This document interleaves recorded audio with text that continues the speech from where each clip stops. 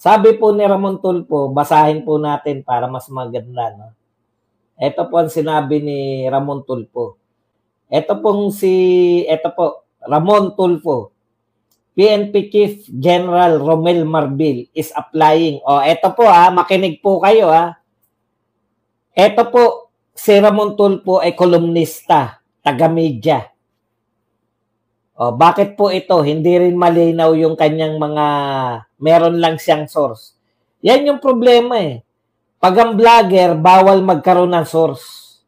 Ako naman po, walang source. Ang source ko talaga, mainstream media karamihan. Pag vlogger, katulad ni Jay Sonsa, bawal magkaroon ng sariling source yan. Pero si Ramon Tulfo, pwede. Si Maharlika, bawal magkaroon ng puting ahas. Pero si Ramon Tulfo, pwede. Unfair, di ba? Unfair po yung batas nila yung interpretasyon nila ng batas.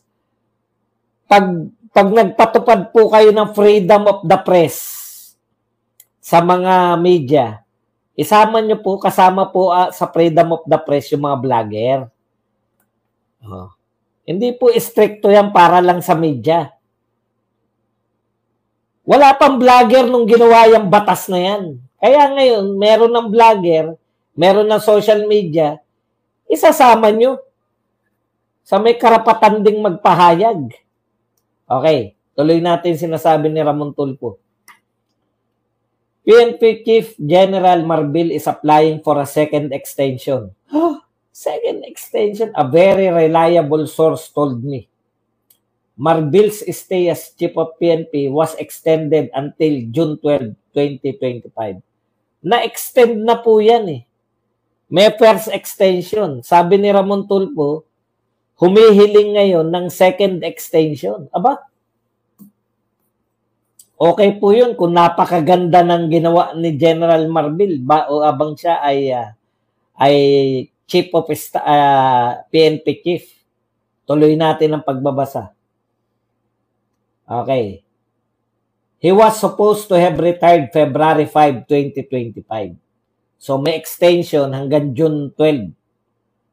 His birthday after 30 years of service. Now, Marbil wants another extension and is working hard for it, said my source. Kaya pala, gustong-gusto mong magpahuli na gustong-gusto nyo targetin yung mga vloggers.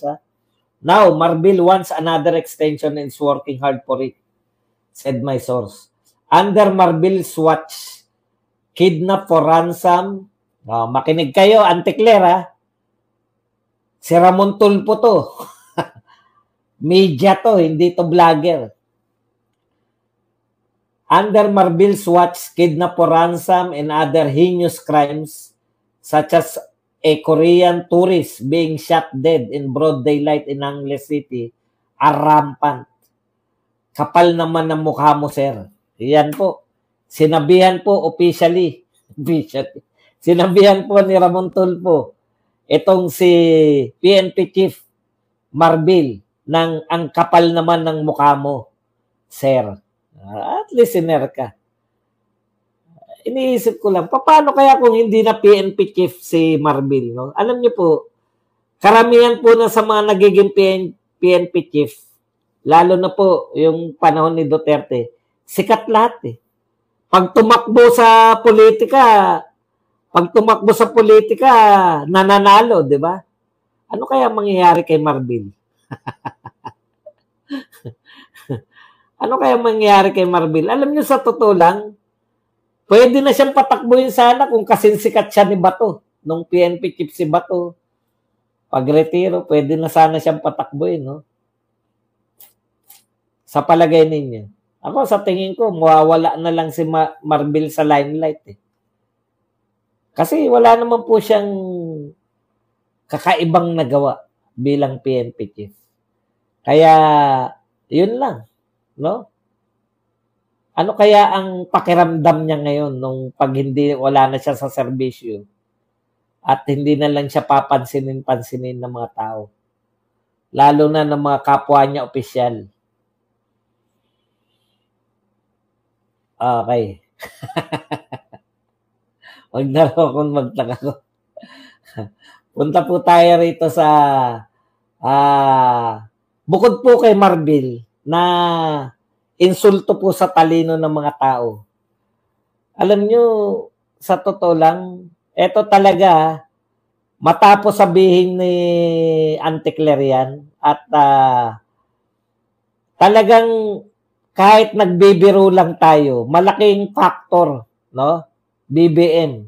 Alam mo, isa sa pinakamalaking factor kung bakit sirang-sira ka sa tao, yang iyong PCO undersecretary.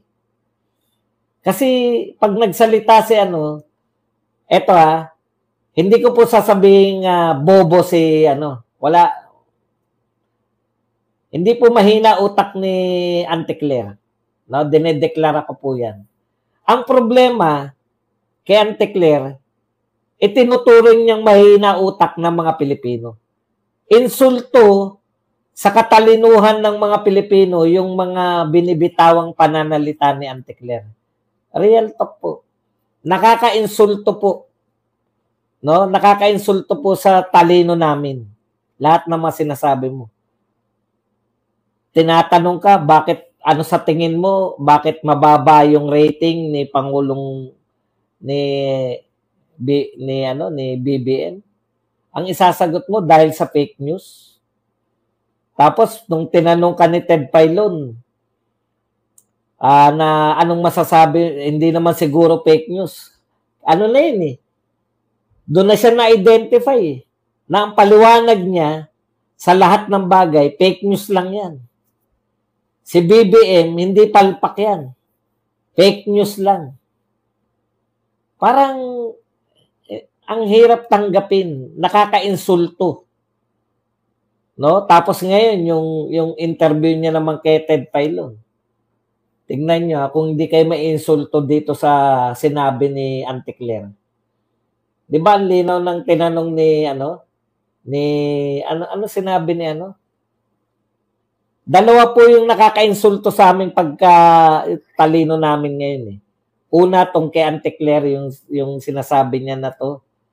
Yung fake news lang, yung pagbaba ng popularidad ni Marcos dahil sa fake news. Hindi naman fake news lang, talagang mababa Yung dahilan, dahil sa fake news.